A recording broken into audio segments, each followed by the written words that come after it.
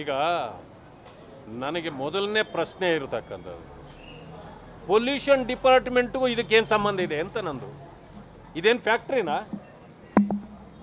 ಇಲ್ಲೇನೋ ಭಾಳ ಅನಾರೋಗ್ಯಕರವಾದ ಹೊಗೆ ಸೂಚುವಂಥ ಕೆಲಸ ನಡೀತಾ ಇದೆಯಾ? ಅಂಥ ಫ್ಯಾಕ್ಟ್ರಿಗಳು ಬೇಕಾದಷ್ಟು ಇವೆಯಲ್ಲ, ಅವುಗಳನ್ನು ಮೊದಲು ಮುಚ್ಚಲಿಕ್ಕಾಗಲಿಲ್ಲ ಇವ್ರಿಗೆ, ಅಲ್ಲಿ ಮಾತ್ರ ಅಡ್ಜಸ್ಟ್ಮೆಂಟು. ಇಲ್ಲೇನಿದೆ? ಇದು ಒಂದು ಮನೆಯಲ್ಲಿ ನಡೀತಕ್ಕಂಥ ಚಟುವಟಿಕೆ ಅಂತಂದರೆ ಮನೆ ಮನೆಗೂ ನಾವು ಇನ್ನು ಮೇಲೆ ಏನು ಪೊಲ್ಯೂಷನ್ ಕಂಟ್ರೋಲ್ ಬೋರ್ಡಿಂದ ಸರ್ಟಿಫಿಕೇಟ್ ತಗೋಬೇಕಾ? ಮನೆಯವರು ತಗೋಬೇಕಾ? ಅಂದರೆ ಸರ್ಕಾರದ ಕ್ರಮ ನೇರವಾಗಿ ಜನರಿಗೆ ಗೊತ್ತಾಗ್ತದೆ. ಇದು ಸುದೀಪ್ ಅವರನ್ನು ಟಾರ್ಗೆಟ್ ಮಾಡಿರೋದು, ರಾಜಣ್ಣವ್ರನ್ನ ಟಾರ್ಗೆಟ್ ಮಾಡಿ ಆಯಿತು, ನಾಗೇಂದ್ರ ಅವ್ರನ್ನ ಟಾರ್ಗೆಟ್ ಮಾಡಿ ಆಯಿತು. ಈಗ ನೀವು ಸುದೀಪ್ ಅವ್ರನ್ನ ಟಾರ್ಗೆಟ್ ಮಾಡಿದ್ದೀರಿ ಅಂದರೆ ಯಾರನ್ನ ಮಾಡಿದ್ದಾರೆ ಅಂತ ತಿಳ್ಕೊಳ್ಳಿ.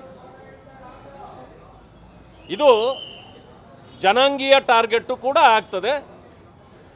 ಎಚ್ಚರದಿಂದ ಇರ್ತಕ್ಕಂಥದ್ದು ಒಳ್ಳೆಯದು. ಜನ ಇಂಥದ್ದನ್ನು ಸಹಿಸ್ಕೊಳ್ಳೋದಿಲ್ಲ.